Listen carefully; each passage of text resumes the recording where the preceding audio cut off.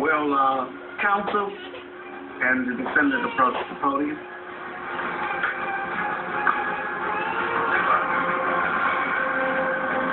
There's the moment inside that courtroom. Casey Anthony found not guilty. Not guilty on the first 3 counts of that indictment. Those are the most important ones. The last 4 is lying to police. My goodness, she's done 3 years already. Chances are she's going to walk out of that courtroom on Thursday at her sentencing. She's done 3 years already. And those aren't even felony charges.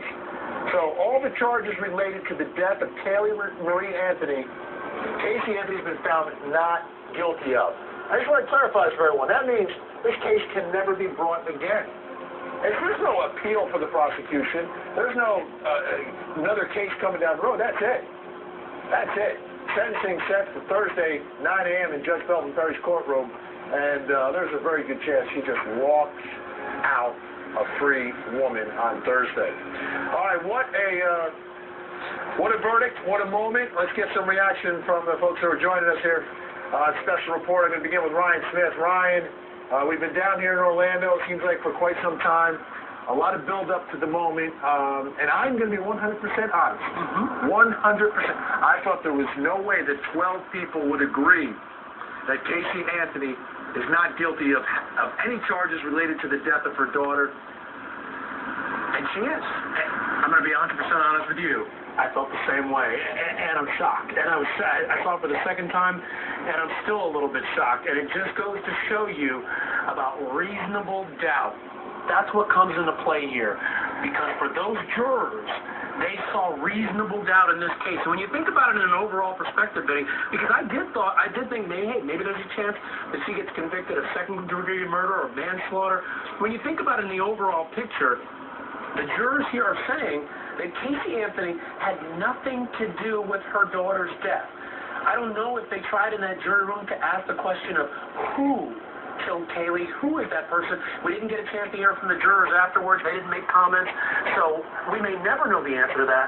But this shows, at least me, that they believe the reasonable doubt was so strong that Casey, in a sense, even despite the lies, despite everything you heard in the prosecution's closing, their entire case, all the witnesses, they believe that there is reasonable doubt, and that they believe that Casey Anthony is not connected in any way to her daughter's death. I think it's 12 people all agreeing to that. It's not 1 or 2. Right?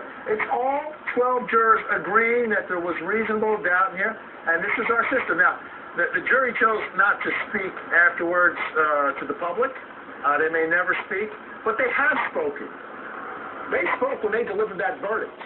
And what they said is these prosecutors did not have enough evidence to convince them. And it's up to them. They're the ones that have to live with whatever the verdict is. And there just wasn't enough in their minds to get beyond any and all reasonable doubt. I want to bring in Linda Kenny Bond. She's a former member of this defense team. We've been talking about this case for weeks, for 22 months. This is a case... it's a case that goes back 3 years, and you think about everything that's happened in that time period to this moment was probably the most unexpected of all the outcomes here. Linda, I have to believe you too may be, to a certain extent, equally shocked.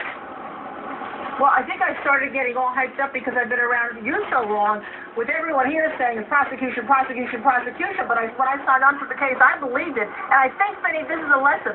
Let's embrace the jury system, okay? You may not like it, but let's not get those juries fearful of anything. And remember, you and I have been sparring on this now for, about 6 weeks?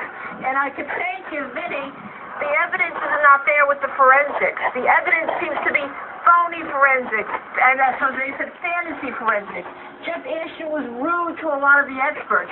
It was a prosecution construct, and I think the jurors saw through that. Jurors don't like to be told what to do.